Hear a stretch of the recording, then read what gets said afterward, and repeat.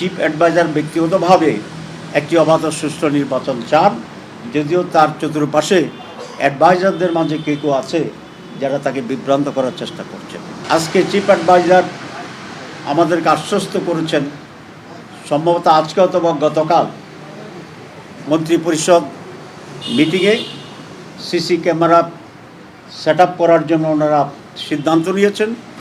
একটি অন্যতম প্রধান দল হিসাবে সমভাবে বাংলাদেশ জামাত ইসলামীর মোহতারাম আমিরকে প্রধানকে সম আচরণ দিতে হবে।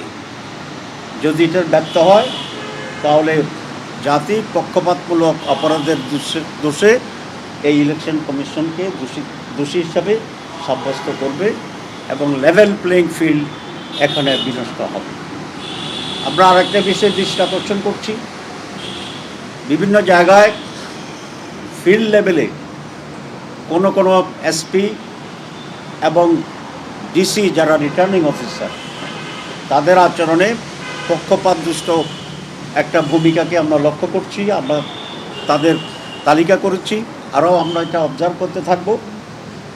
এরকম ব্যক্তিদেরকে চিহ্নিত করে আমরা ইলেকশন কমিশনকে মৌখিকভাবে বলেছি, আমরা লিখিত দেইনি, এখনও আমরা একটা অবজার্ভ করছি। সে বিষয়টি আজকে প্রধান উপদেষ্টাকে আমরা অবহিত করেছি।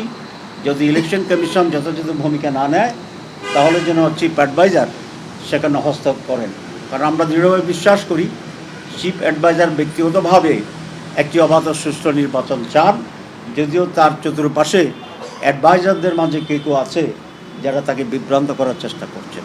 আমরা সেটাও তার দৃষ্টি আকর্ষণ করেছি এবং বিষয়টি গুরুত্বের সাথে বিবেচনা করার জন্য চেষ্টা করছি। আপনারা জানেন যে আমরা দীর্ঘদিন ধরে ভোট কেন্দ্রের সিসি ক্যামেরা নিয়োগের জন্য আমরা দাবি জানিয়ে আসছিলাম। আজকে চিফ অ্যাডভাইজার আমাদেরকে আশ্বস্ত করেছেন, সম্ভবত আজকে অথবা গতকাল মন্ত্রিপরিষদ মিটিংয়ে সিসি ক্যামেরা সেট আপ করার জন্য ওনারা সিদ্ধান্ত নিয়েছেন এবং সেই জন্য পর্যাপ্ত অর্থ বরাদ্দ করেছেন। সুতরাং সেই জন্য যদি এটা বাস্তবায়ন হয় তাহলে আমরা মনে করি একটা উল্লেখযোগ্য কাজ তারা করলেন এবং সেই জন্য আমরা অ্যাডভান্স চিফ অ্যাডভাইজারকে ধন্যবাদ দিয়েছি।